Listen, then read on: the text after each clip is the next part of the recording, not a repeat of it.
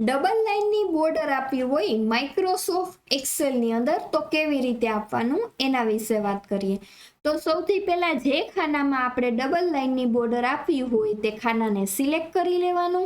Select થઈ જાય ત્યારબાદ અહીંયા ઓલ બોર્ડર લખેલું છે ત્યાં ક્લિક આપી એટલે એક મેનુ ખુલશે. આ મેનુમાં નીચેથી બીજું લાઇન છે લાઇન સ્ટાઇલ, ત્યાં ક્લિક આપવાનું.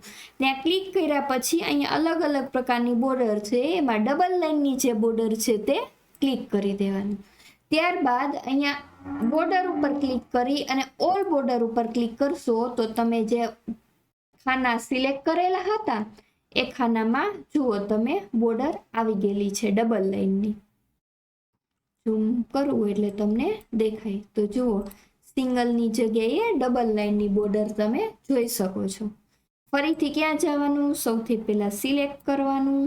સિલેક્ટ કર્યા પછી ઓલ બોર્ડરમાં જવાનું. એમાંથી છેલ્લેથી બીજું ઓપ્શન છે લાઇન સ્ટાઇલ, એમાંથી ડબલ લાઇનની બોર્ડર લઈ લેવાની અને અહીંયાથી ફરીથી ઓલ બોર્ડર ઉપર ક્લિક આપવાની.